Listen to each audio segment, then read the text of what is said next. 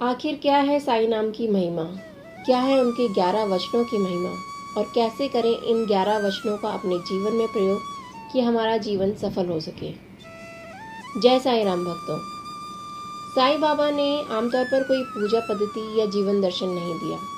उन्होंने कभी किसी से नहीं कहा कि उनकी पूजा की जाए। उन्होंने चाहा है अपने भक्तों से तो सिर्फ उनका विश्वास और उनका प्रेम, एक ही ईश्वर और श्रद्धा सबूरी पर ही उनका विशेष जोर रहा। लेकिन उनके 11 वचन जो हैं वो उनके भक्तों के लिए उनका जीवन दर्शन है और उनका आशीर्वाद है। इन वचनों में ही हर समस्या का समाधान छुपा हुआ है। दरअसल ये बाबा जी के 11 वरदान हैं। तो आइए जानते हैं साईं बाबा के 11 वचन और उनके अर्थ, और उसके बाद हम जानेंगे कि कैसे हम इनका उपयोग करें अपने जीवन में। पहला वचन है, जो शिरडी में आएगा आपद दूर भगाएगा। साईं बाबा ने अपना पूरा समय शिरडी में ही बिताया है, इसलिए शिरडी को अगर उनकी लीला स्थली कहा जाए तो गलत नहीं होगा।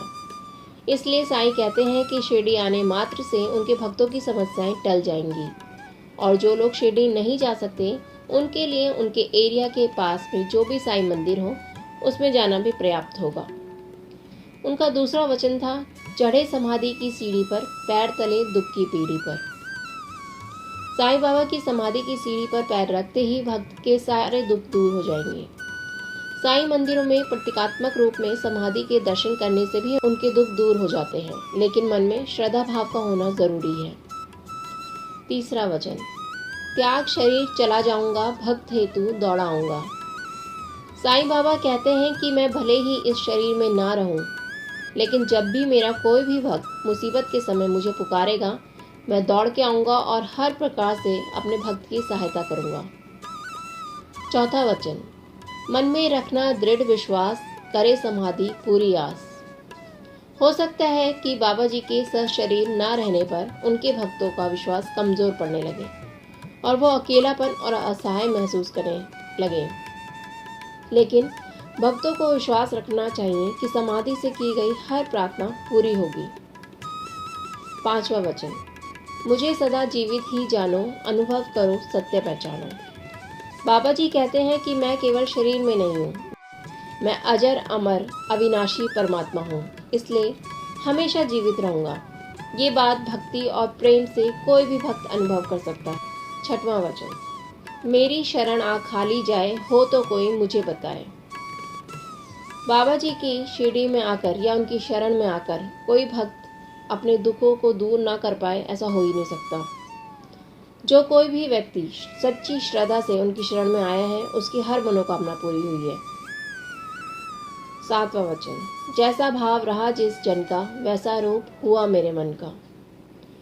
जो इंसान मुझे जिस भाव से देखता है, जिस रूप में मुझे देखता है, मैं उसे वैसा ही देखता हूँ।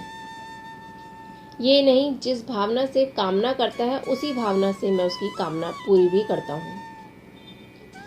आठवां वचन, भार तुम्हारा मुझ पर होगा, वचन न मेरा झूठा होगा।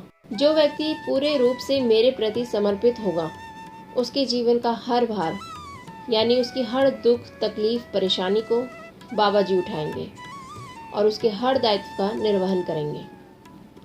नौवां वचन, आ सहायता लो भरपूर, जो मांगा वो नहीं है दूर। जो भी भक्त श्रद्धा भाव से सहायता मांगेगा बाबा जी से, उसकी सहायता बाबा जी जरूर करेंगे। का 10वां वचन था, मुझ में लीन वचन मन काया, उसका ऋण न कभी चुकाया। जो भी भक्त मन वचन और कर्म से मुझ में लीन रहता है, मैं उसका हमेशा ऋणी रहता हूँ। ये कहना था बाबा जी का। उस भक्त के जीवन की सारी जिम्मेदारी बाबा जी की है। और उनका अंतिम वचन था 11वां वचन, यानी धन्य धन्य वह भक्त अनन्य, मेरी शरण तज जिसे न अन्य। बाबा जी कहते हैं कि मेरे वो भक्त धन्य हैं जो अनन्य भाव से मेरी भक्ति में लीन है, और ऐसे ही भक्त वास्तव में सच्चे भक्त हैं।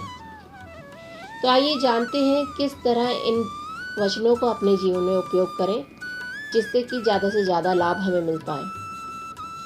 किसी भी बृहस्पतिवार को इन वचनों को पीले कागज पर लाल कलम से लिखें।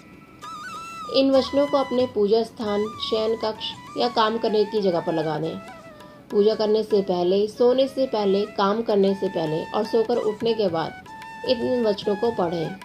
यानी जितना हो सके इन वचनों को पढ़ें। इन्हें पढ़ने के बाद साईं बाबा का स्मरण करें और आपको साईं बाबा की कृपा जरूर मिलेगी। साईं बाबा हम सब पर अपनी कृपा बनाए रखें। जय साईं।